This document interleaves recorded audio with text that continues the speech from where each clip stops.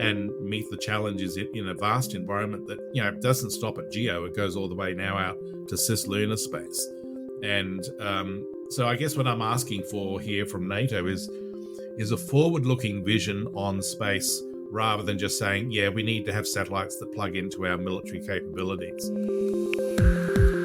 From the Defense and Aerospace Report, this is The Downlink, a podcast about the intersection of space, the space business, and defense. Not just what's over the horizon, but what's happening above it.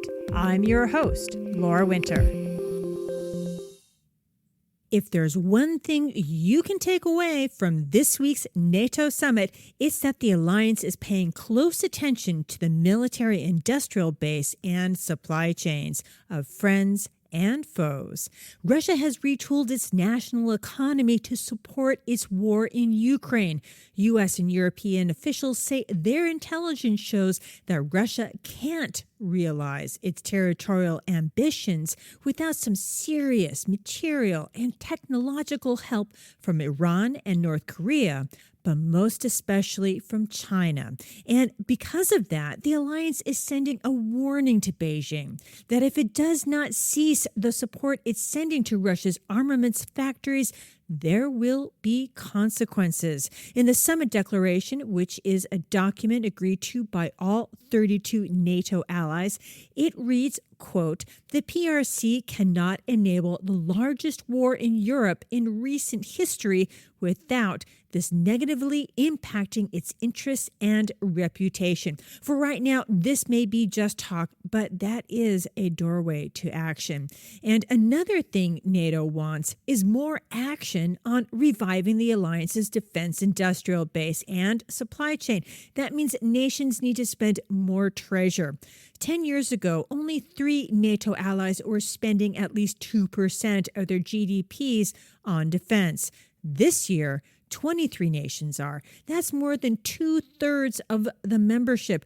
So because that pot of money is growing, NATO Secretary General Jens Stoltenberg is sending a clear demand signal that the alliance is buying. Made a big difference. Now we have changed that language to saying that 2% is a minimum. So 2% is not longer some kind of ceiling, but 2% is now the floor for our defense spending. So we are not complacent. It's not good enough what we do now. We will do more. So there is a good, market outlook for you. Because defense spending will continue to increase, and they will continue to invest in things you are delivering. This pledge to invest more is also reflected in a decision we will make at the NATO summit this week, and that is that all NATO allies will sign a new defense industrial pledge. And that will be a pledge that will help to make our industry across Europe and North America stronger, more innovative, and capable of producing at scale. The first element of that pledge is increased defense spending. The other main element in that pledge will be that we have to spend better by spending more together. And that's partly to ensure that we are able to actually sign the big contracts for the long term. And also partly to ensure that we are able to utilize the economy of scale, working together with the defense industry. And we have some good When the SecGen delivered those remarks, I was in the room inside the U.S. Chamber of Commerce for NATO's Industry Forum. While SecGen didn't mention space, my guest, John Neal, was also in the building. He was participating in the closed-door space industry workshop. Here's our conversation. Hey, John, thank you so much for making the time to come on the podcast. Laura, thanks for having me. I've been a big fan for a long time, so it's great to actually meet you in person. Thanks for coming to the chamber today. Now, before we talk about what's going on here today at the U.S. Chamber of Commerce here in Washington, D.C., take a moment and introduce yourself to the audience. You know, your first and last name, what you do here, and maybe even how you do it. Yeah, sure thing. John Neal. So I'm the Executive Director for Space Policy at the Chamber of Commerce here. Been with the Chamber for about 2 years.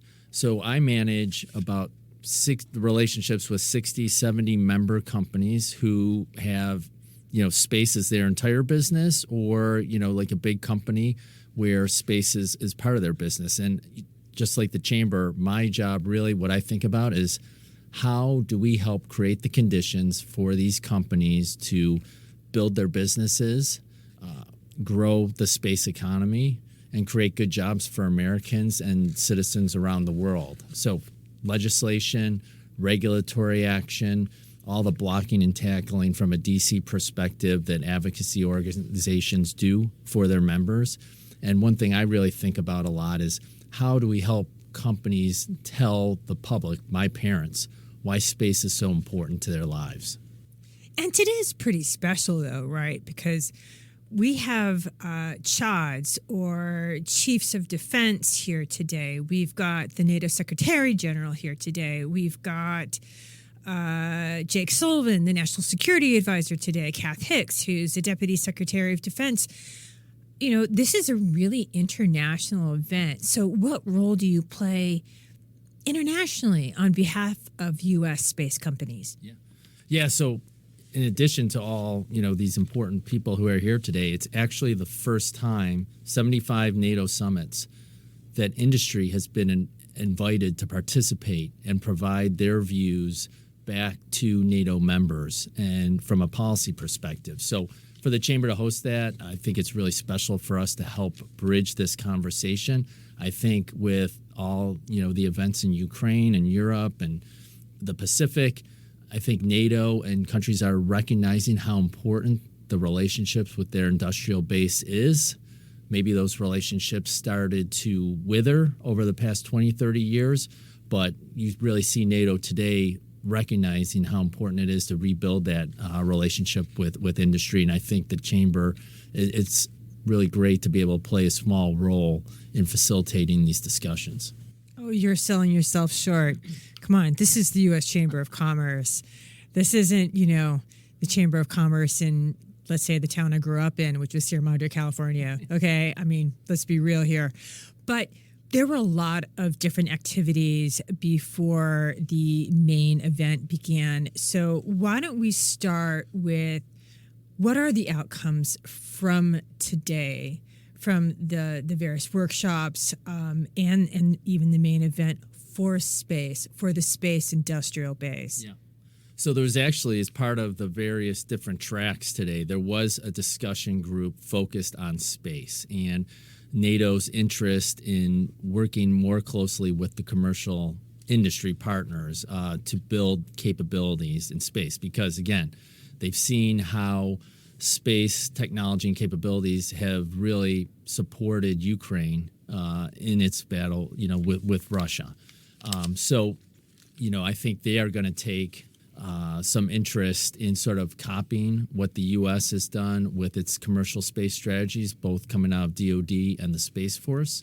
And I think we'll see over the next 6 months to a year, NATO developing its own strategy. And I was really encouraged to see the way, the input they're seeking from industry. And hopefully in some very brief discussions today, we'll see much more robust dialogue between NATO and, companies that can provide technology and capabilities that are important to, its security mission. Now, when I read the NATO space strategy and accompanying documents, they seem very well aware that they do need to interact with commercial space, whether it be American companies, French companies, British companies. In fact, it was a British company that recently was part of the first sort of technology fund. It's a $1.1 billion fund that came out of the 2022 Madrid NATO summit, right? So there have definitely been some decisions made at summits with some hardcore deliverables that have actually just recently come to fruition just this past month, right? So I'm kind of wondering, what further NATO is looking to do, I guess, in a sense, to coordinate amongst the different nations to procure, space capabilities. I mean, there was an interesting thing said today, and space wasn't mentioned in the same context, but in a general sense that the nations need to procure their capabilities together, not just even nation by nation, but actually together. And that's a fairly interesting thing to say, because usually in NATO policy, individual countries bring a capability. Right. But they were talking, no, not just an individual country, that a group of countries could go and purchase a capability. And I'm wondering if that was actually spoken about in your workshop in terms of space. Right. I think that was discussed a little bit. And I think to your point about sort of this investment fund, Diana, they call it. I think it's great that NATO's sort of recognizing, putting some money sort of looking at different technologies, but similar to the United States, with SBIRs or, STTR contracts, great, love R&D and test contracts, but these companies that are providing really, a tremendous amount of value, just like the U.S., we need to see the government move towards creating programs of records, right, to support, these capabilities and support the investments that industry is making to provide to government. So I think it will be very interesting to see how NATO sort of transitions from this small development fund into bringing together a big pot of money that all the member states contribute to buy, robust production like capabilities from companies. Now, with all this talk of space, and I'm really heartened to hear that there was a workshop dedicated to space, but something that honestly broke my heart, right, was the fact that, Jake Sullivan spoke, Kath Hicks spoke, Jens Stoltenberg spoke, and yet it was only Jake Sullivan who mentioned space. I mean, this is the guy, right? I mean, he's kind of like, I hate to say this, but in many ways, furthest from where the rubber hits the road, right?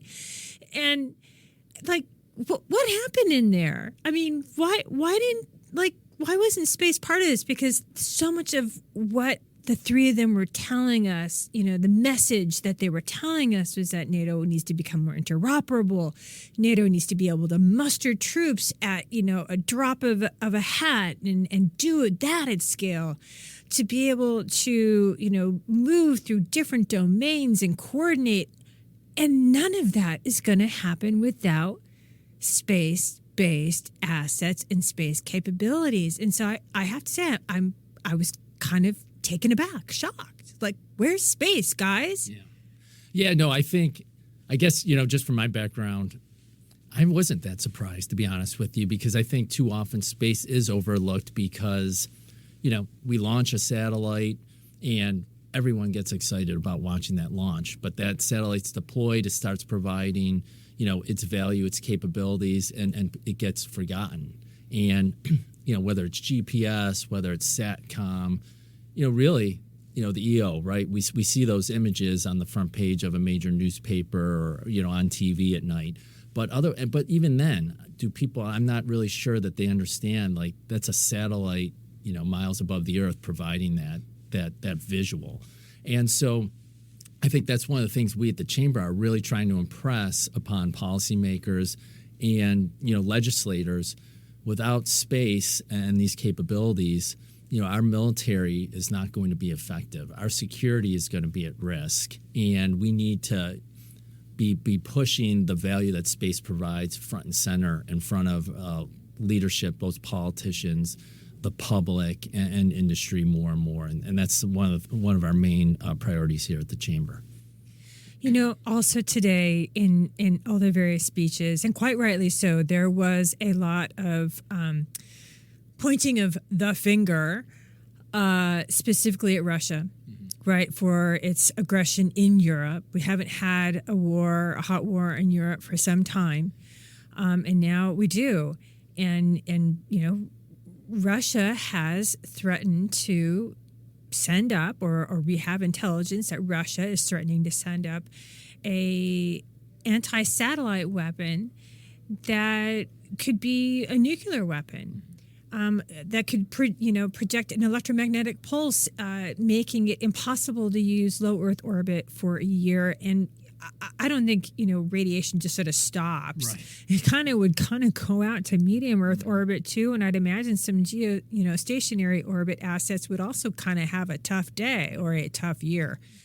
And we rely on that so much for our defense. I'm kind of wondering, is anyone in NATO actually considering the possibility that to mount an effective deterrence might have to also mean being able to operate without space? Good question. I think NATO, from the conversations that I had today, is very aware and concerned about threats in space to their assets, both U.S., allied, NATO, etc. And I think they were asking industry for input on how to deter, how to replenish, how to build resilient systems. So I do think that is top of mind for NATO, but I think like everyone, we're still figuring out how to actually deter, an action like that from an adversary nation. John, thank you so much for taking some time out of your day and away from this amazing event to explain what's going on here at the Chamber of Commerce. Thank you, Laura. It was a pleasure to finally meet you in person. Really glad you could make it to this important event today. So while John was in the workshop, down the hallway and out of sight in the Chamber of Commerce's diplomatic dining room, 17 NATO defense ministers signed a space and defense memorandum of understanding. This agreement is to fund the Alliance Persistent Surveillance from Space Program, or APSS.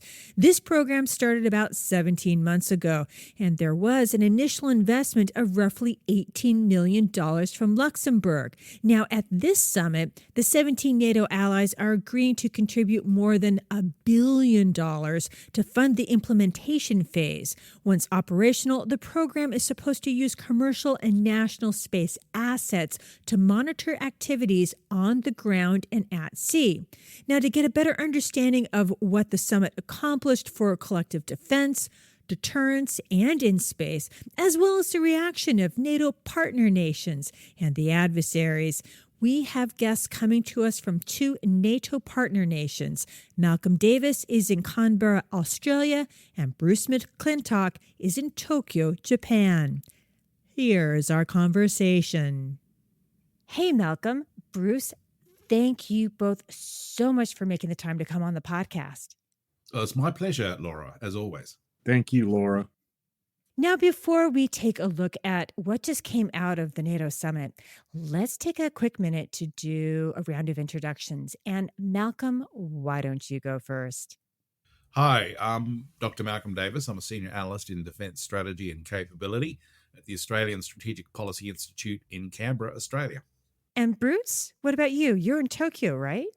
Yes, hello, Laura, and good morning from Tokyo, Japan, where I'm attending the Space Sustainability Summit. I'm Bruce McClintock, and I'm the lead for the RAND Space Enterprise Initiative and a senior policy researcher at the RAND Corporation. And I hate to bring this up or poke a bit, but you also spent a little bit of time in Russia, right? Yes, Laura, that's correct. I did. I was in Russia with my family from 2014 to 2016, where I served as the U.S. Defense Attaché. I just bring it up because it's kind of pertinent to today's conversation, right? And in fact, I am going to start with you, Bruce, because in the last episode, I asked my guests, what did the NATO allies need to accomplish from this summit? And right at the top of the list was sending a clear message to both Russia and China that NATO and all 32 nations were unified.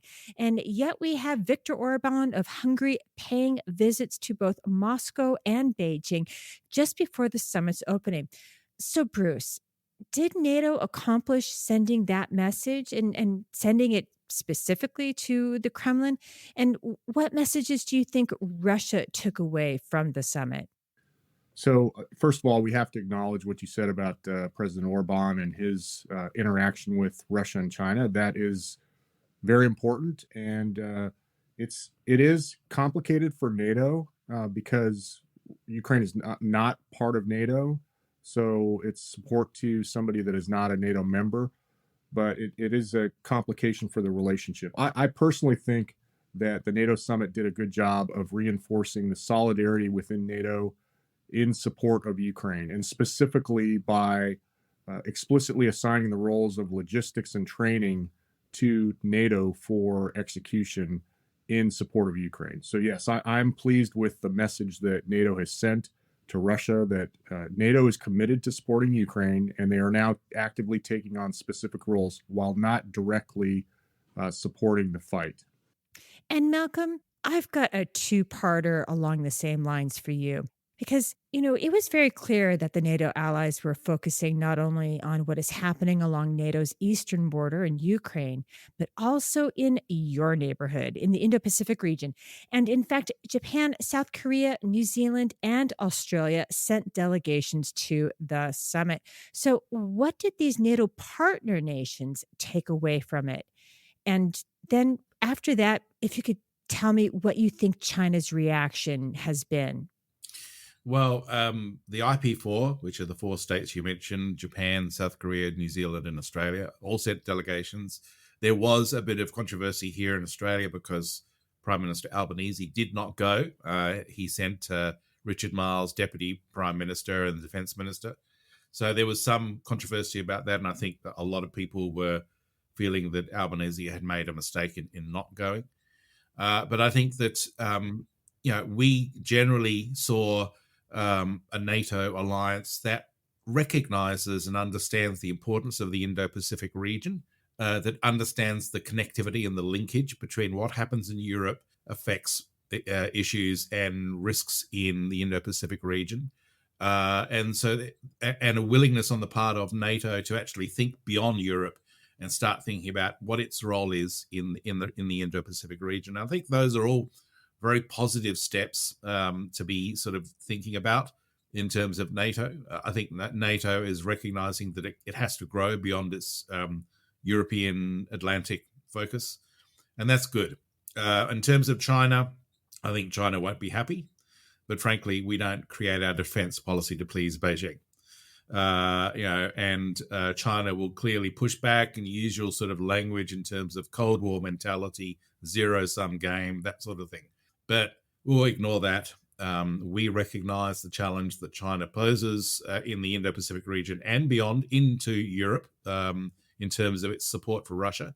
That China-Russia axis that has clearly emerged is very much on the minds of NATO planners, particularly when you have China as a major enabler of Russia's war in Ukraine. And the question is, that enabling process, at the moment, it's focused on dual-use technologies, but how long before you actually start to see weapon systems itself being shipped to Russia? So I do think that NATO gets the importance of the Indo-Pacific region and is going to be much more assertive in the Indo-Pacific region. Beijing won't like it, but as I said, we create our defense policy to meet our needs, not Beijing's.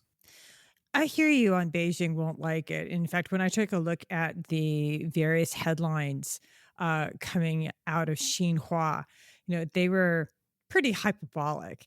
But the thing that I also found was interesting that was missing from the headlines in Xinhua, but that was in Nikkei, right, a Japanese news agency, was the very fact that China is engaged right now in military exercises on the border of NATO in Belarus.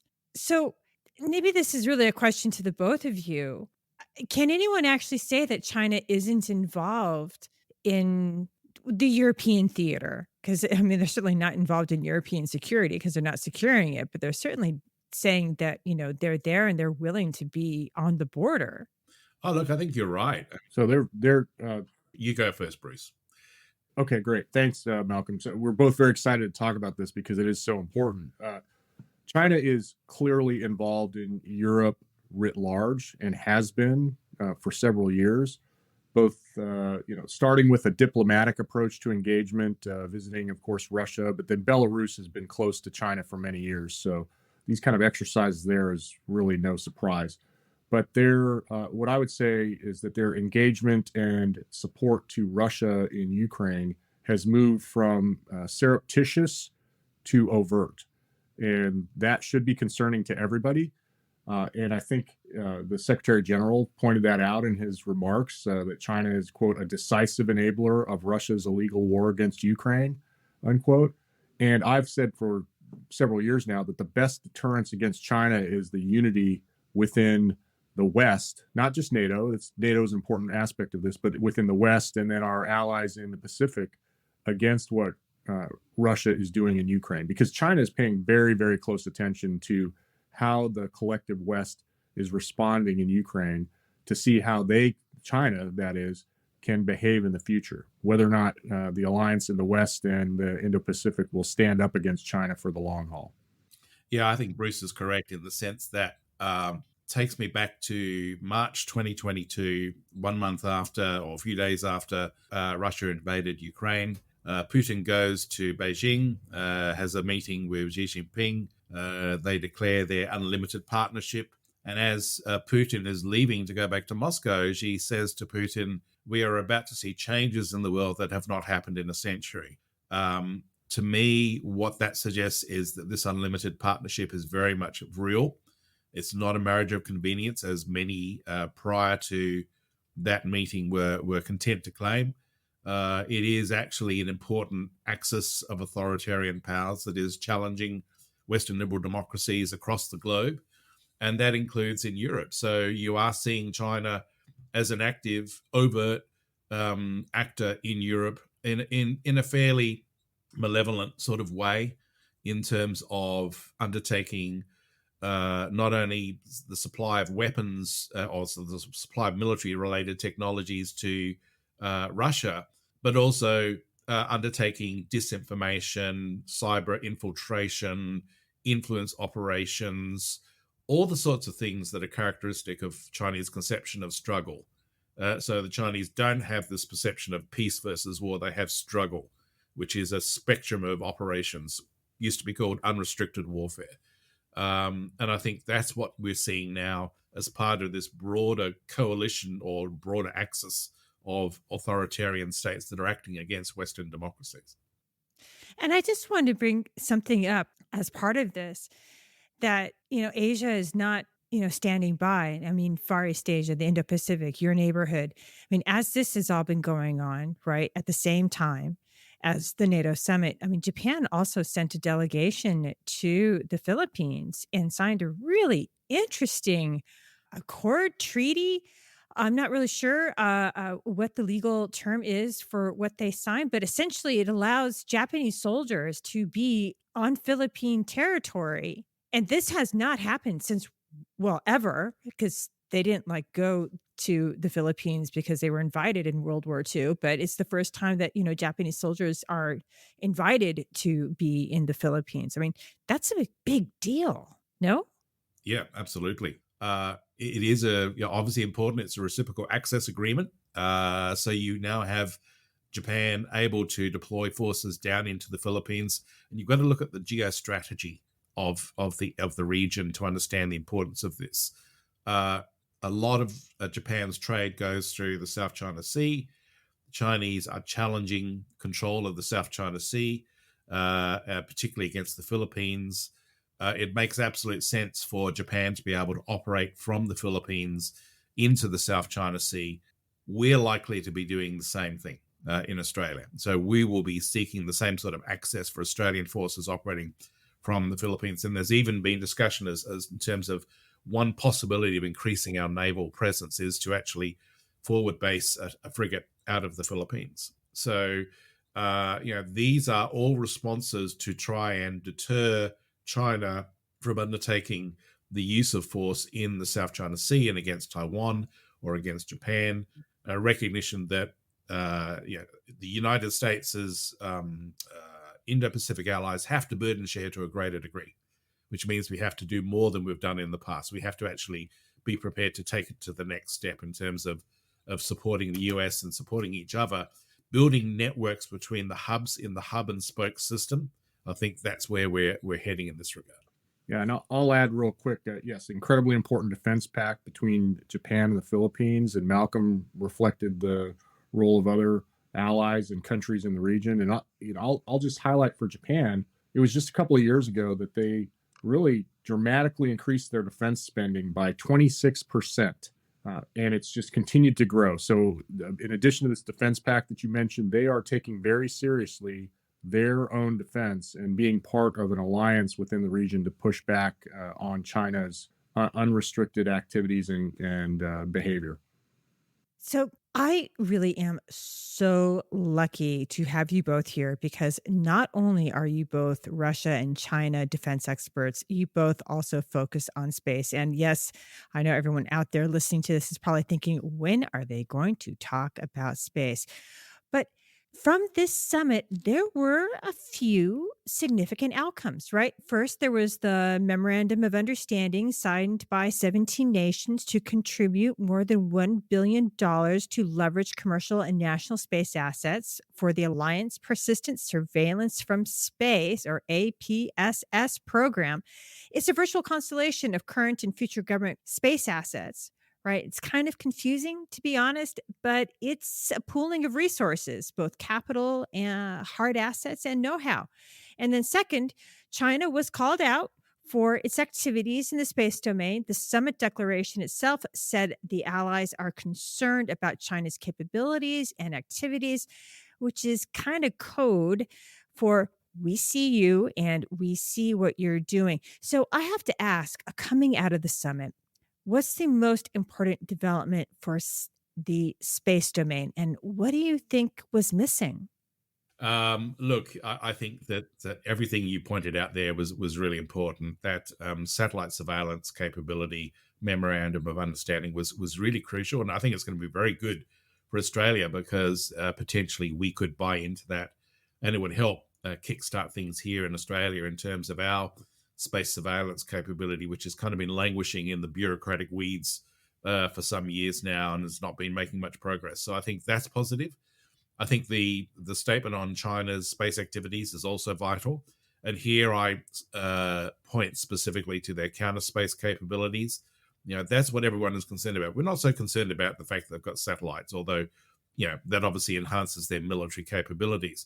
What we're concerned about is China's willingness and ability to interfere with our satellites. And so their development of a full range of counter space capabilities, both soft kill and hard kill, I think is really quite concerning to us. Third point I would add in is the statement on Russia's plans for a nuclear weapons-based ASAT capability, which was really significant because if Russia develops this and if Russia deploys this, then they're doing so deliberately to destroy the 1967 Outer Space Treaty. It completely wipes that out because it undermines Article 4 of that treaty, which says that you can't deploy weapons of mass destruction in orbit. But in doing so, it also means that with the Outer Space Treaty gone, Russia and China can then claim resource-rich territory on the moon because that is also covered by the Outer Space Treaty. So the political and legal incentive behind that nuclear weapons-based ASAT capability could be to actually make it easier for states like Russia and China to be much more aggressive in space. And I wrote an Ask Me Strategist article on this a few weeks ago, so it's up there on the website. But I do think that it's really worrying that Russia is developing this capability, and the fact that NATO drew attention to it in its final statement, I think, is really significant because it does reinforce the suggestion that this is quite a big deal, even more so than the Chinese ASATs. Can I just, follow on with that real quick? Because something that I've been asking, I asked it in the last episode, and I asked it to one of the guests for a segment in this episode. And I just want to get your take on it, both of you. We hear a lot about deterrence, right? The whole point of NATO is to deter aggression, to deter another war on the European continent as well as the North American continent, right? That's why it's the North Atlantic Treaty Alliance. But something that I feel like is kind of missing in terms of at least open discussions, and maybe that's on purpose. When we're not talking about space, we talk about deterrence. We talk about, making things smarter, faster, better. Everything relies on space assets to do that. How can, when you have possible weapon of the likes of a, electromagnetic pulse in low Earth orbit, is anyone talking about the day after? As in, what if we lose our space-based assets, at least in low Earth orbit? Because if electromagnetic pulse goes off, we know what's going to happen. We will not have access to that part of space for at least a year, right? So how do you back up your deterrence if everything you use is going to necessitate having space capabilities available without interruption that are trusted? Look, I think that there's a number of ways. I think that you're quite right. Anything close to that nuclear weapon going off in space is going to be fried. You can harden satellites in more distant locations, so higher orbits and so forth, to protect them. So you don't have so much damage in that regard. You also have the ability of reconstitution, and maybe what we need to do is invest in operationally responsive space to be able to put satellites up quickly after that. But I would say, who's to say the Russians don't deploy more than one nuclear ASAT? They could put 10 up in different locations. Or in more than one orbit. Exactly, in different orbits. So there's a real problem there in terms of the day after, as you say, because we can do certain measures to mitigate the risk, but an awful lot of commercial satellites will go very quickly because they're not hardened. So imagine Starlink all gone. And I think that what we need to do is have some way of monitoring those nuclear ASATs, and if it does look like they're about to be used, then we find a way to take them out preemptively. And that's really controversial, but the importance of space is so vital, not just in a military sense, but in a societal sense, in an economic sense, that can we really afford to allow these things to be used? And as I said, once they're deployed, the whole basis of space law goes with it. So that's a dramatic development in itself. I don't think we can understate the gravity of a space-based nuclear weapon. And Malcolm's already articulated it pretty well, but I'll just reinforce and double down on that. And I think this is an important point because most people that don't follow space on a day-to-day basis really may not realize this, but the idea of detonating a nuclear weapon in space is a threat to humanity, not just militaries and not just one nation, because a weapon like that is indiscriminate. As Malcolm has described well, it's going to take out not just in the near term, not just the prompt effects, but over the course of weeks, the kinds of satellites that every single person on the planet depends on for their way of life. So we're not talking about ending humanity. We are talking about ending our quality of life as a global society. And that's the part that really strikes me, is that people that don't pay attention to space just aren't really thinking about that. Like, oh, well, this is just more geopolitical back and forth. No, this is a very, very serious kind of threat, and one that I think there should be just a common, not just an understanding, but a statement to Russia that this is unacceptable. The world will tell you directly, this is unacceptable, well above and beyond a clear Article 5 level activity, in my opinion, for NATO. So let me just close with this. And this again goes back to the basis of NATO, deterrence, what we were just speaking about.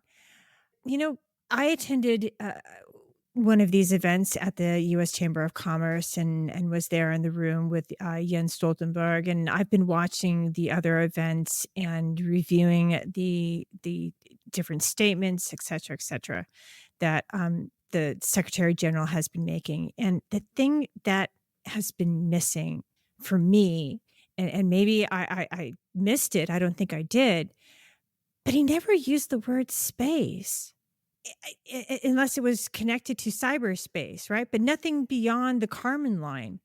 And I can't imagine that's actually by accident, but I also can't imagine why. Can you? Yeah. So, we're doing what we should do, which is kind of parsing and going through all the statements and public and written and things like that. I would say in general, this goes back to the question you'd asked previously, what's the biggest outcome as far as space goes for NATO? On the positive side, I will say the statement did mention the need to grow space. And so it does talk about it in the formal statement, right? It says it's a growing area of interest, and the need to accelerate the integration of space into our planning exercises and multi-domain operations, in particular by strengthening the capacity of the NATO's Space Operations Center. So that's a positive outcome in the declaration. While Secretary Stoltenberg didn't use those words directly, didn't talk about space, I think that's a positive outcome. So there is progress. It's small progress, slow progress, not what we called for in a commentary on this a few months ago. That was one of the things we did recommend, but there's so much more that needs to be done. And so NATO is not where it needs to be in space, in my personal opinion. But I think they're making progress. One thing I will say that was clearly missing that I thought should have been called out by more of the NATO representatives, if not in the formal communique, and that's Russia's use of electronic warfare against space-enabling capabilities, whether that's precision navigation and timing or SATCOM. That has been extensive. People have just started to very slowly talk about that in terms of electromagnetic interference, or EMI. I was hoping for a more forceful statement about that from representatives, while probably not in the communique itself. That's my take. I would agree with that. Yep, I would agree with that in the sense that, obviously they talked about the nuclear ASAT aspect, but I think, more discussion in terms of the traditional non-nuclear ASAT capabilities needs to be had. And I think that NATO needs to start thinking about space control as a mission. And I think Bruce has kind of alluded to that in terms of integrating space operations into NATO operations. But it has to be more than just relying on the satellites and basically being a consumer of data. It actually has to be thinking about how do we use space as an operational domain? What is space power? What are space forces? How do they operate? When you look at US Space Force today, it's sort of like where the US Air Force was in 1947, 48. So there needs to be a lot of discussion within NATO on the actual theoretical and doctrinal aspects of space power and the use of space forces, so that we can actually think in a more sophisticated way about space and meet the challenges in a vast environment that doesn't stop at geo. It goes all the way now out to cislunar space. And so I guess what I'm asking for here from NATO is a forward-looking vision on space, rather than just saying, we need to have satellites that plug into our military capabilities. That's what we got from NATO on this particular instance. But space is so much more than just satellites in orbit. It's about how you utilize that domain to support operations here on Earth, but also how you utilize that domain to operate in space as well. And maybe that's for the next NATO summit. Maybe there needs to be further thought and further work done on that, and there's an opportunity to do that. So I'll add to that real quick. I think Malcolm's right. I'm hopeful that the NATO Space Center of Excellence that was recently stood up in Toulouse is going to take on some of these topics from a theoretical, policy, strategic standpoint for NATO over the next couple of years. I was not surprised that there was not as much about kind of the longer term aspects of space in this summit declaration. That NATO's just hasn't caught up to the reality of what's going on in space, and it's going to take some time. We've hit on some of the ones that I think are the most important for right now, the most urgent. Take alliance cohesion over pushing back on Russia, acknowledging the threat and role that China plays. And then I think next on that list is, from a specific domain perspective, well, how do we really coalesce around the importance of space, and what should NATO be doing in that domain? Bruce, Malcolm, thank you both so much for making the time to come on the podcast. It was my pleasure. It's been our pleasure. Thank you. That's it for this week. For your daily dose of award-winning defense coverage, listen to the Defense and Aerospace Report with Vago Muradian. And for the maritime domain, listen to Cavis Ships with Chris Cavis and Chris Cervello, and get your air domain news and analysis from the Air Power Podcast with JJ Gertler and Vago Muradian. I'm Laura Winter. Thank you for listening.